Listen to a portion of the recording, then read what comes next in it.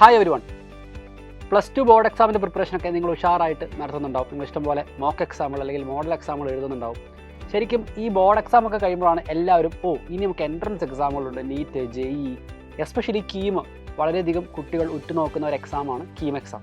അപ്പോൾ നമുക്ക് ഇഷ്ടംപോലെ അടിപൊളി എഞ്ചിനീയറിംഗ് കോളേജുകളിലേക്കും അതുപോലെ ആർക്കിടെക്ചറൽ കോഴ്സുകളിലേക്കും ഒക്കെ അഡ്മിഷൻ കിട്ടുന്ന ഒരു എക്സാമാണ് കീം എക്സാം എന്ന് എല്ലാവർക്കും അറിയാം.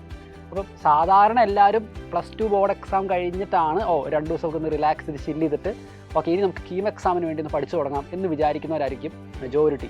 പക്ഷേ ഈ വർഷത്തെ ട്വിസ്റ്റ് നിങ്ങൾ അറിഞ്ഞിട്ടുണ്ടാവും. ബോർഡ് എക്സാം കഴിഞ്ഞ് വെറും 2 ആഴ്ച മാത്രമേ സമയമുള്ളൂ കീം എക്സാമിലേക്ക്. അപ്പോൾ 2 ദിവസം ചില്ല് ചെയ്ത് റിലാക്സ് ചെയ്ത് പിന്നീട് കീം എക്സാമിന് വേണ്ടി പഠിച്ചു തുടങ്ങാമെന്ന് വിചാരിച്ചാൽ ചിലപ്പോൾ നമ്മൾ ഭയങ്കരമായിട്ട് ലേറ്റായി പോകും. അപ്പോൾ ആ ഒരു പ്രശ്നം നമ്മളിപ്പോഴേ മുൻപിൽ കണ്ട് നമ്മളുടെ +2 ബോർഡ് എക്സാം പ്രിപ്പറേഷൻ്റെ കൂടെ തന്നെ സ്ട്രാറ്റജിക്കായി നമ്മൾ കീം എക്സാമിനും കൂടെ പ്രിപ്പയർ ചെയ്ത് തുടങ്ങണം. അപ്പോൾ കീം എക്സാമിനെ പറ്റി നിങ്ങൾക്ക് കുറേ ഡൗട്ടുകളുണ്ടാവും.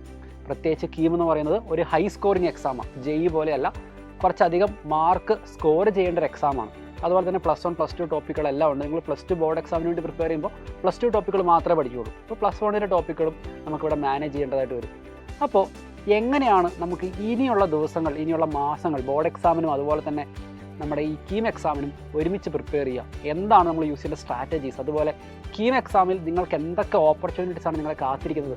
ഇങ്ങനെ കീമിനെ പറ്റിയുള്ള നിങ്ങളുടെ എല്ലാ ഡൗട്ടുകളും നിങ്ങൾക്ക് ക്ലാരിഫൈ ചെയ്യാൻ വേണ്ടിയിട്ട് നവംബർ 27 വൈകുന്നേരം 7 മണിക്ക് ഒരു സ്പെഷ്യൽ വെബിനാറിലൂടെ സൈലത്തിൻ്റെ എക്സ്പേർട്ട് ഫാക്കൽറ്റി ലൈനപ്പ് നിങ്ങളെ കാണാനെത്തുകയാണ്.